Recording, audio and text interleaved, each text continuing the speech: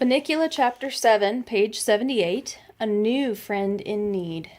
In the days that followed, Chester's behavior was exemplary. He purred and he cooed and he cleaned his paws, and he rubbed up against everyone's legs to show what a good boy he was.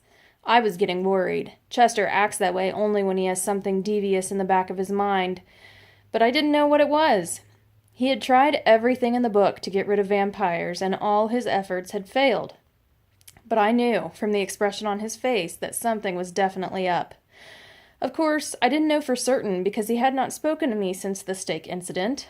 I guess he realized that my heart wasn't in the destruction of the bunny vampire. In fact, I was beginning to like the little fellow. The Monroes were relieved by Chester's improved behavior. They didn't know how to account for his strange doings, but to their credit, they were willing to let bygones be bygones.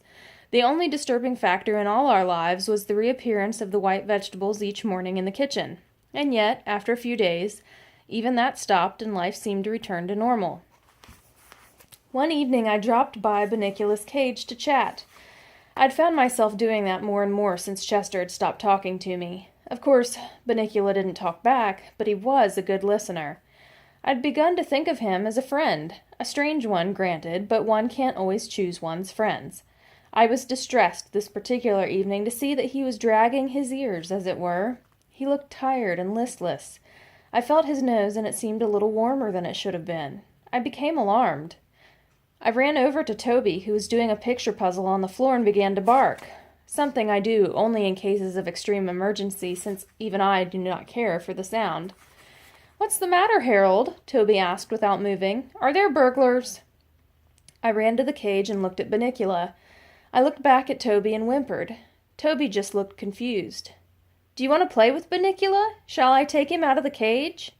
"Woof!" I responded, indicating I hoped that was indeed what he should do. "I'll ask Mom and Dad, Harold. You wait here." He was back in a minute, shaking his head.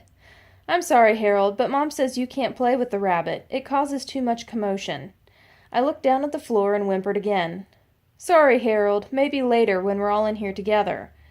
I regarded Bunnicula, whose eyes met mine. He gave a little shudder, and I felt like crying.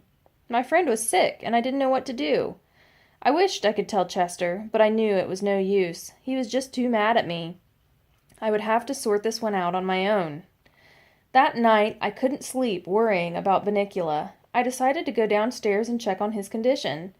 What I saw when I entered the living room horrified me. Bunnicula was out of his cage on the floor, while Chester stood in front of him, a piece of garlic around his neck and his arms outstretched, blocking the kitchen door. Suddenly, it all fell into place. Chester was starving Bunnicula. Of course! That's why he seemed so listless, and that's why the vegetables had stopped turning white. Chester had made it impossible for Bunnicula to eat. "Chester!" I cried. Chester jumped a very high jump. "What are you doing down here?" he spat at me as he landed. "I know what you're doing, Chester, and the jig is up. That little bunny never hurt anybody. All he's doing is eating his own way. What do you care if he drains a few vegetables?" "He's a vampire," Chester snarled. "Today, vegetables. Tomorrow, the world." "I think perhaps you're overstating your case," I suggested cautiously. "Go back to bed, Harold. This is larger than the two of us. It may seem harsh, but I'm only being cruel to be kind." Who's he being kind to? I wondered as I went back upstairs. The tomatoes and zucchinis of the world? Maybe a few cabbages? It just didn't make sense, but I could see I wasn't going to get anywhere with Chester tonight.